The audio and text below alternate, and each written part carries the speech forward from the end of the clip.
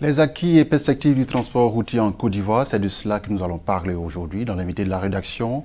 Nous avons l'opportunité de recevoir M. Diaby Ibrahim, le directeur général du Haut Conseil du patronat des entreprises du transport routier en Côte d'Ivoire. Merci à vous, M. Diaby, d'être dans le studio de Médine à Abidjan. Merci. Alors, comment se porte le secteur en Côte d'Ivoire? Merci. Je dirais que le secteur du transport routier en Côte d'Ivoire se porte assez bien. Assez bien parce que l'environnement dans lequel nous travaillons aujourd'hui, avec les acquis que nous avons aujourd'hui, nous permet donc de croire que, franchement, le secteur se porte assez bien. Quels sont les acquis? Les acquis sont ce que nous voyons tous aujourd'hui. Parce que si vous prenez le secteur du transport routier en Côte d'Ivoire et que vous présentez les deux tableaux, c'est le tableau d'avant 2011 et le tableau depuis 2011 jusqu'à ce jour, vous verrez qu'il y a eu des acquis énormes que nous avons encore pu avoir. Je parlais d'abord des infrastructures, les infrastructures de transport, notamment les infrastructures routières, les ouvrages d'art, les ponts, etc. Et nous constatons que depuis 2011, il y a eu une nette amélioration de la politique de réhabilitation des routes, de construction des routes et des ponts. La deuxième chose, c'est l'environnement dans lequel donc, les transporteurs routiers travaillent. Depuis 2011, nous avons eu la nette impression que l'environnement dans lequel les transporteurs travaillent aujourd'hui est un environnement apaisé. La troisième chose, c'est la question de la lutte contre les tracasseries routières.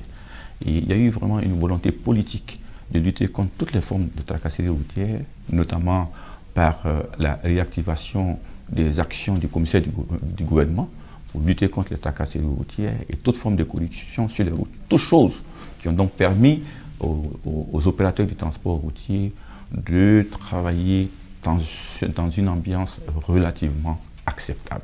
Alors vous êtes le directeur général du Haut Conseil du patronat des entreprises de transport routier en Côte d'Ivoire. Il vous a demandé les acquis en matière d'évolution. Alors, si on vous demandait les acquis de façon notable, qui vous viennent en tête tout de suite? Les acquis, c'est ce que je vous ai dit. Vous avez les infrastructures. Vous avez l'engagement du gouvernement à faire en sorte que le transport quitte l'informel pour aller au formel. C'est-à-dire que le transport devient un secteur beaucoup plus professionnel.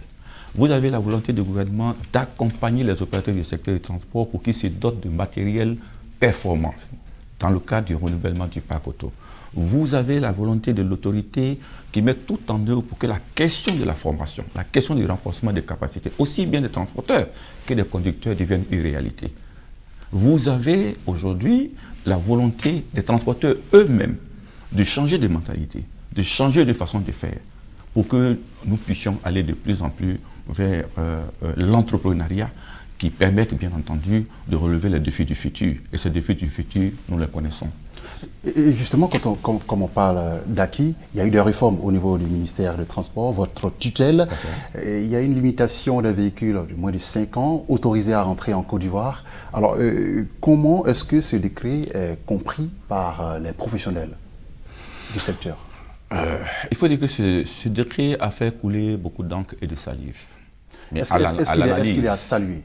À l'analyse, les transporteurs routiers, les professionnels avec grand T, donc saluent la prise de ce décret. Alors pourquoi?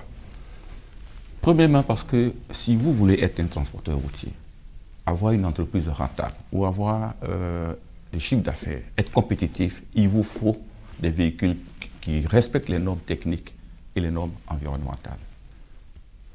Si vous êtes transporteur et que vous commencez votre affaire avec un véhicule qui a une moyenne d'âge de 17 ans, de 20 ans, souvent même de 30 ans, ce n'est pas sûr que vous puissiez rentabiliser votre affaire. Vous savez, nous sommes dans un pays avec une économie qui a eu un boom depuis 2011. Donc l'autorité, après analyse de la situation, s'est rendue compte qu'en fait, avec les véhicules de 17, de 20 et de 30 ans, les transporteurs perdaient beaucoup plus d'argent qu'ils ne rentabilisaient. Donc l'État avait deux solutions. La première était de dire, bon, on les laisse comme ça. Et on les laisse comme ça, ça veut dire qu'à tout bout du champ, ce sont des faillites en cascade. Ou alors, on prend nos responsabilités.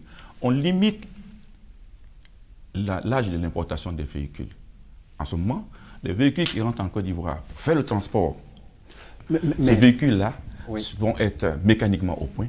électroniquement au point, et la question de la sécurité routière va donc être respectée. Et in fine, les véhicules permettront donc aux transporteurs donc, de rentabiliser leur affaire. Et l'expérience nous montre aujourd'hui sur le terrain que véritablement, quand vous avez un bon véhicule, c'est un bon transporteur. Alors, mais cette réforme vient aussi avec des hic, voilà, au niveau des taxes. Les taxes sont trop élevées. Pour les véhicules de moins de 5 ans, les taxes sont trop élevées. À ce niveau, comment est-ce que vous réagissez? Non. Parce que pour un véhicule de 2 millions, payé à 2 millions, si on doit le dédouaner, payer tout ce qui va avec, toute la paperasse qui va avec, à environ 4 millions, alors vous êtes d'accord avec moi que c'est beaucoup. Je vais vous dire. Non, mais il y a les taxes, au niveau des taxes. Je vais vous dire. Oui. Le diable se trouve dans les détails. Il s'agit d'une profession qui est le transport routier. Et on ne s'amuse pas avec le transport routier. On ne s'amuse pas dans le transport routier. Vous savez, on a l'habitude de rendre les choses assez faciles en disant que 5 ans c'est ceci, 10 ans c'est ceci, 20 c'est 100 ans. C'est un business, il s'agit de rentabiliser les investissements que les gens font. Et je vous le dis, un bon transporteur, c'est quelqu'un qui a un bon véhicule. Et un bon matériel coûte quelque chose. On ne peut pas être un transporteur et vouloir dire qu'il faut que je me débrouille avec un véhicule de 800 000 francs, ou d'1 million de francs, ou d'1 million 500 000 francs. Alors, en termes de dédouanement, quelle est la valeur imposable au véhicule? Ben ça, je crois que l'administration des douanes, donc, qui fait ce travail, le fait, et je crois que le taux est connu de tous. Ce qu'il faut savoir aujourd'hui, c'est que même dans le cadre de la création des entreprises de transport, quand vous êtes en entreprise de transport aujourd'hui, vous êtes exonéré. Si vous avez ce qu'on appelle l'agrément prioritaire, le transporteur peut aujourd'hui sortir son véhicule sans payer la douane. Il peut sortir son véhicule aujourd'hui en ayant la TVA qui soit suspendue. Donc ce sont des acquis que les transporteurs ont aujourd'hui et pour lesquels nous devons nous battre pour maintenir. Maintenant, ce que nous disons et que nous soutenons, c'est que l'économie de la Côte d'Ivoire aujourd'hui est à un niveau tel que il faut des opérateurs du secteur du transport forts. Que vous ayez un taxi, que vous ayez un minicar, que vous ayez 200 véhicules ou 300 véhicules, peu importe, vous êtes un transporteur. Mais ce qu'il vous faut pour rentabiliser votre affaire, c'est la qualité du véhicule que vous avez. La qualité du véhicule, justement, on va parler maintenant des défis. Quels sont les grands défis de ce secteur? Les défis que nous avons, c'est la consolidation des acquis que nous avons aujourd'hui. Nous avons le défi de consolider les acquis que nous avons. Les acquis que nous avons aujourd'hui, comme je dis, au plan infrastructurel, il faut que nous puissions continuer de préserver le réseau routier que nous avons aujourd'hui, en ayant d'autres comportements. Parce qu'aujourd'hui, vous ne pouvez pas avoir en Côte d'Ivoire aujourd'hui un camion qui fait 20 tonnes à la charge et que ce camion charge 120 tonnes à la charge pour tuer l'infrastructure. Parce que si l'infrastructure est tuée, c'est le transporteur qui perd. Aujourd'hui, en Côte d'Ivoire, nous avons des acquis. Consolider le renouvellement du parc initié par le gouvernement. C'est-à-dire continuer de demander au gouvernement de continuer sur cette lancée-là pour que véritablement ceux qui n'ont pas encore bénéficié donc, des retombées de ce renouvellement puissent l'avoir. Et Dieu sait qu'ils sont encore nombreux qui attendent. Il faut renforcer les acquis de ce qu'on appelle la préservation de la sécurité au niveau de la population. Et c'est ce qui est rassurant.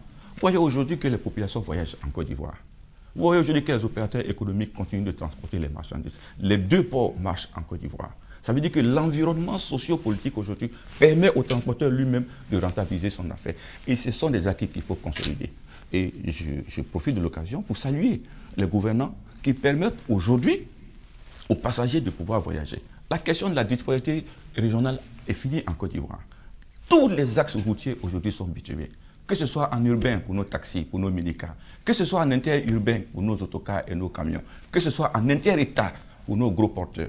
Vous avez toutes les frontières aujourd'hui sont bitumées. Et c'est un acquis majeur que nous avons en Côte d'Ivoire. Donc la consolidation de ces acquis fait partie des défis que nous devons relever.